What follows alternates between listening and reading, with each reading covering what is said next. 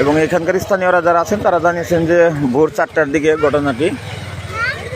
এবং এখানে এখন আবার অন্য একটা গাড়ি এসে যে মুরগিগুলোকে নিয়ে যাচ্ছে।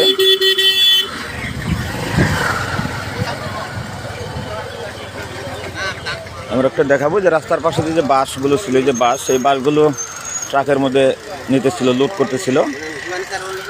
এবং এই বাসগুলো লুট করার সময়ই ট্রাকটি রাস্তার পাশে দাঁড়ানো ছিল এবং ওই মুরগির গাড়ি এসে সরাসরি পেছন থেকে এসে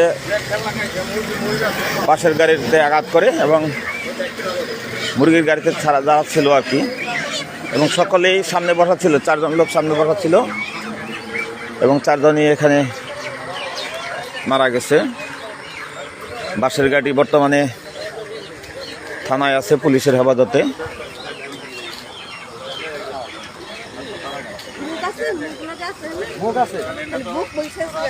এবং এখানে যারা ছিলেন আর কি, স্থানীয় যারা আছেন, তাদের মধ্যে থেকে একজনের বক্তব্য আমরা একটু শুনবো আর কি।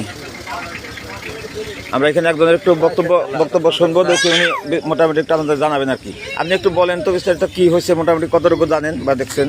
এতটুকু আমি সকালবেলায় উঠে আসছি, আসার পরে দেখি যে এখানে এই গাড়ি অ্যাক্সিডেন্ট। আসার পরে একটা লাশ বাইর করলো, বাইর করার পরে এই যখন ডালা কাটার পরে দেখি ভিতরে লাশ আরো 3টা, মোটমাট 4টি লাশ গেছে আর কি এখানে।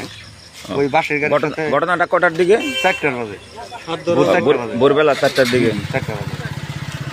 আচ্ছা, বাসের গাড়ি কি এখানে দাঁড়ানো ছিল? বাসের গাড়ি এখানে দাঁড়ানো ছিল, বাস লুট দিল আর কি। ওই পাশেই বাস আছে ফালানো, ওই বাসগুলো লুট দিল বাসের গাড়ি। এরপরে লাশগুলা কি এখন পুলিশের হেফাজতে আছে না? হ্যাঁ, পুলিশের হেফাজতে আছে। বাসের গাড়ি কোথায় আছে এখন? থানায় আছে, বাসের গাড়ি থানায় আছে সবগুলো। ফায়ার সার্ভিস এবং পুলিশ আইয়া সবকিছু নিয়ন্ত্রণ করে নিয়ে গেছে। আচ্ছা, ঠিক আছে, ধন্যবাদ। সুপ্রিয় দর্শক, যেটা দেখাতেছিলাম,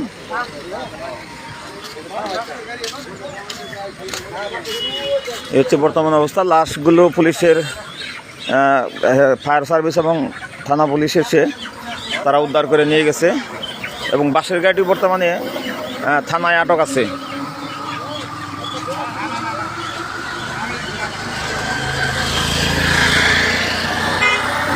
ঠিক আছে, ঘটনাটি টাঙ্গাইলের সখীপুর উপজেলার কালিয়া বাজারের একটু দক্ষিণ পাশে।